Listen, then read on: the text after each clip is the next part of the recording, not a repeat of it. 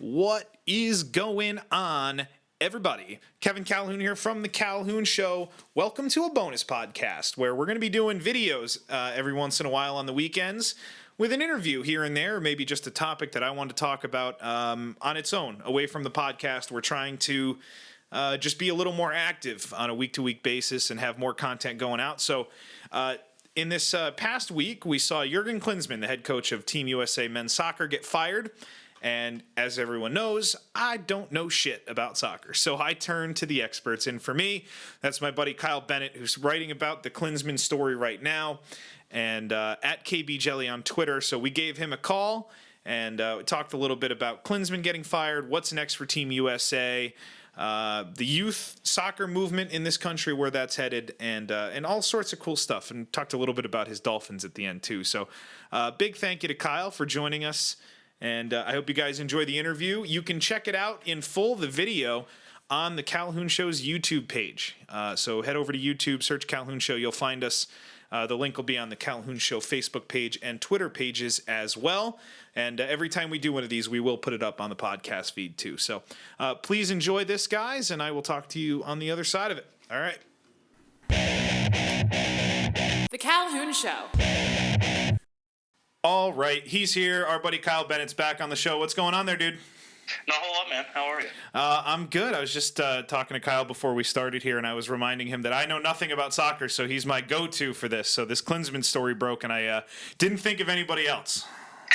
Before we hop into that, how's your Premier League watching experience going? Is it still going? I watched a little bit, honestly, because I was so ornery for like 12 weeks there with the surgery and stuff. I wasn't in a mood to try to get into soccer, but I pay attention to the highlights and stuff like that. So I was in and out a little bit, but I'm still there. I haven't picked a team yet, and I probably would still lean West Ham if you made me pick today. Yeah, that's fair. So, all right, so this Klinsmann thing. Now, being a fringe soccer watcher, but I watch all the World Cup stuff, and I follow a ton of people on Twitter that talk about things, and I could tell that, this was kind of heading down this path. Were you surprised the other day when they let Klinsmann go? I don't really know what the word is to describe it. Like, I think that it was right to let him go. I think that I guess I kind of feel like it was maybe overdue. I think the writing was sort of on the wall, so I think I was surprised that they actually pulled the trigger and let him go, because he only had one World Cup cycle. But at the same time, I don't know. I'm not really sure if surprise is the word that I'm looking for here, but I guess it's just mostly the fact that they did let him go, that they actually cut him loose. I think that was what surprised me. Yeah, and you mentioned just the one World Cup cycle, round of 16 a couple of years ago. What's the lasting legacy for Jürgen Klinsmann as the centerpiece of USA soccer? I hope it's not, but I think it's going to be that 4-0 loss to Costa Rica in his last game.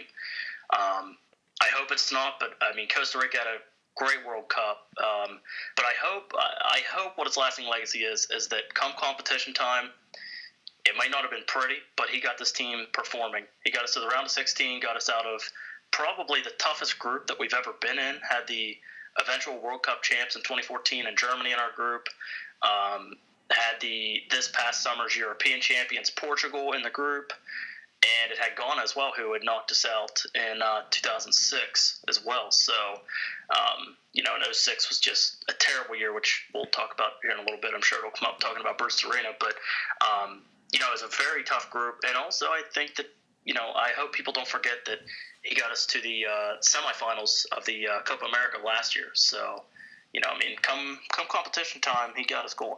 So between Mexico and Costa Rica, what went wrong this year? I don't know. I feel like he just kind of got too pretty. He kind of switched up the formation, tried out 3 in the back, 3 defenders. So instead of, usually having like the 2 central defenders and 2 fullbacks on the outside, he had 3 center backs and then had, 3 people in the midfield and 2 guys out wide and then 2 guys up top. So I don't really think that he was ready to do that. It was almost like it was kind of like a last-ditch effort maybe to try and salvage something. And it just didn't work. I mean, the Mexico game the first half was just brutal. We only lost 2-1, but it should have been a lot worse. And the Costa Rica game was just bad from the start. Now, they bring in Bruce Arena, who, from what I read, used to coach USA Soccer. What are your thoughts on that? That's kind of a weird move, bringing in a guy, mid-60s, and now he's back at the helm. Yeah, so he's got the most wins all time by a manager with the U.S. I believe I want to say that he coached the team for 8 years, I believe, I want to say. I think it was 98 to 2006, I want to say. But yeah, he's got the most wins out of any manager that's ever managed the men's national team. I don't know. See, I was reading this piece yesterday we had talked about, and going into it, I wasn't really a big fan of them signing Bruce Arena because they wanted to wait I think what happened was that Bruce Arena was their guy, and once LA was out of the MLS Cup playoffs, they kind of had a informal agreement that he was going to be the next coach once, as soon as Jürgen slipped up, whatever they decided was the last straw, that they'd can Jürgen, then Arena would come in. Because it was 2 days after Jürgen was fired that that they unveiled Bruce Arena as the new manager. So, I don't know. I have an open mind on it.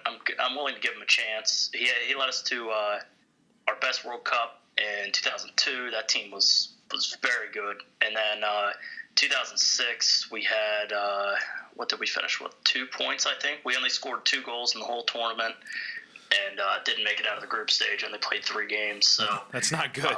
No, it's not good. So, I mean, I'm willing to have an open mind on it. People they can't expect anything groundbreaking. They're not going to play Michael Bradley as a striker or Pulisic out as a wingback or anything like that. Like, Bruce is just going to come in, and he knows a lot of these guys that are with the team now.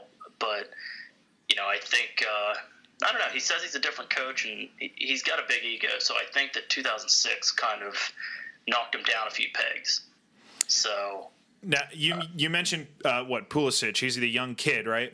Yeah. And this is one of the things I want to talk to you about. I mentioned it to you yesterday. Again, from a periphery viewer of soccer, football, I know how much it's grown in the U.S. I know you're a youth coach for soccer. I don't know how much Klinsmann kind of plays into that, the success of the U.S. national team over the last few years or lack of success. What's the state of youth soccer in the U.S. right now? Are we still down that path where this is going to be a major sport in this country soon?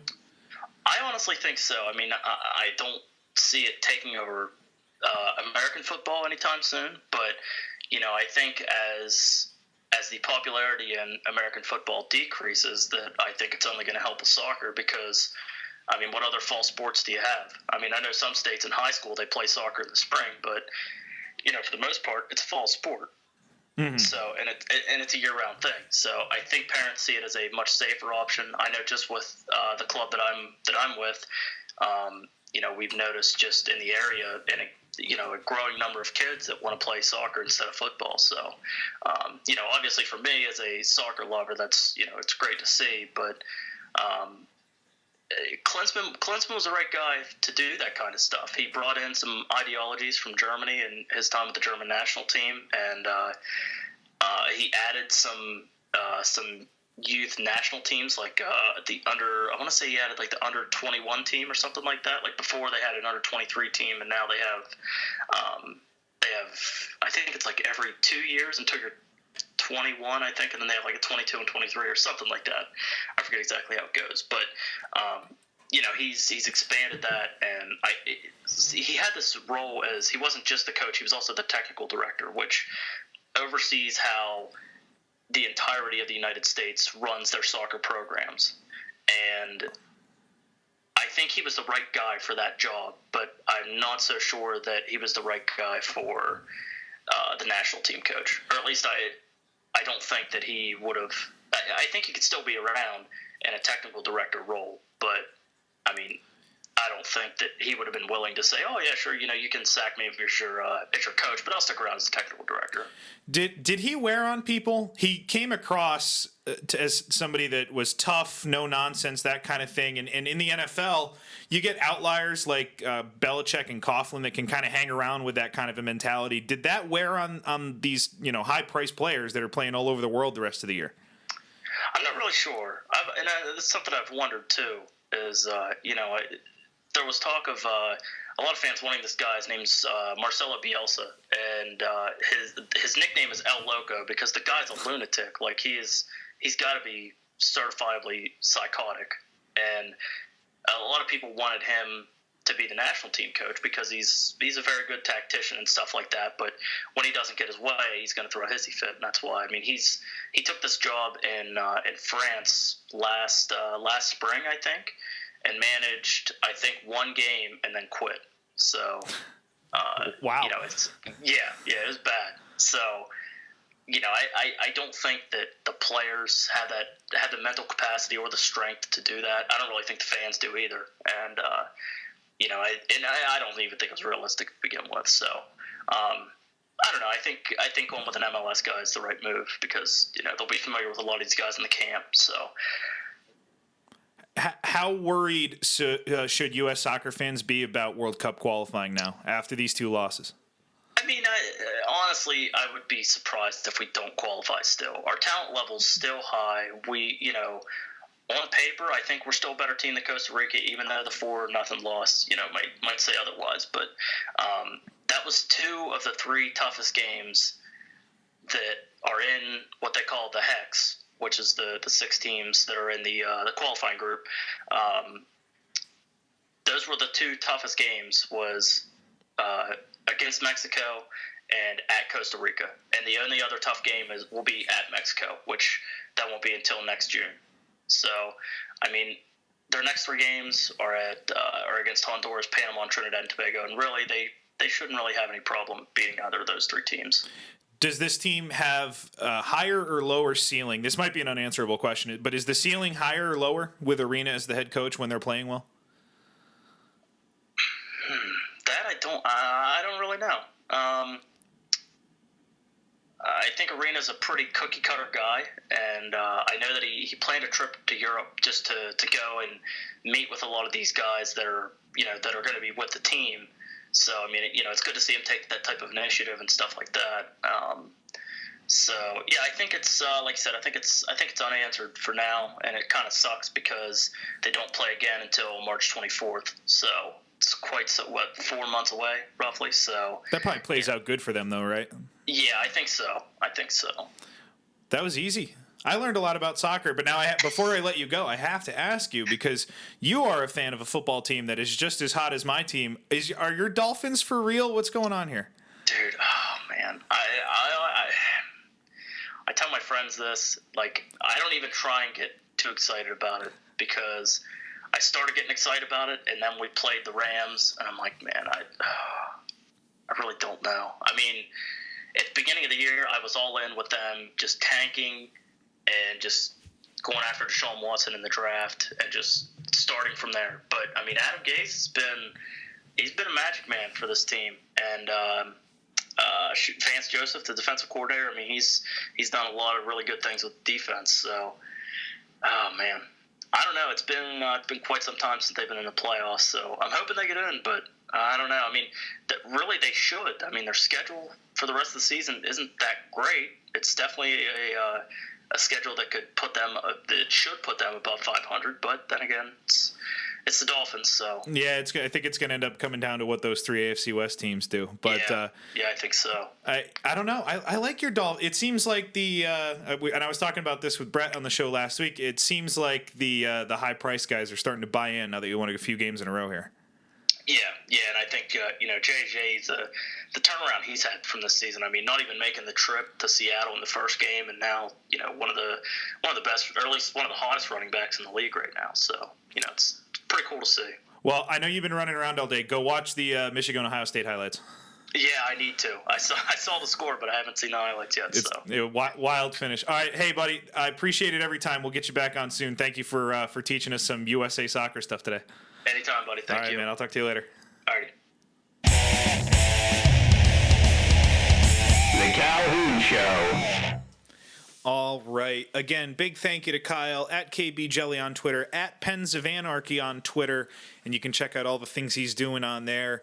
And we thank him every time he comes on. He's awesome. He knows soccer so much better than I do, so it's really helpful to have that resource at my disposal. So, Kyle, thank you again.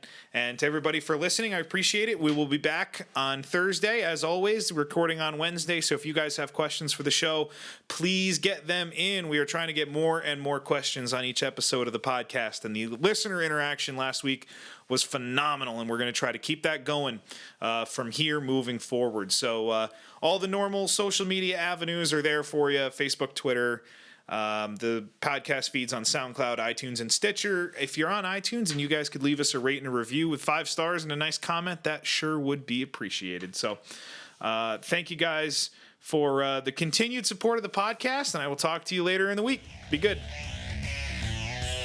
Thank you for listening to The Calhoun Show. Join the conversation by following the show on Twitter at Calhoun Show and emailing the show at calhounshow@gmail.com.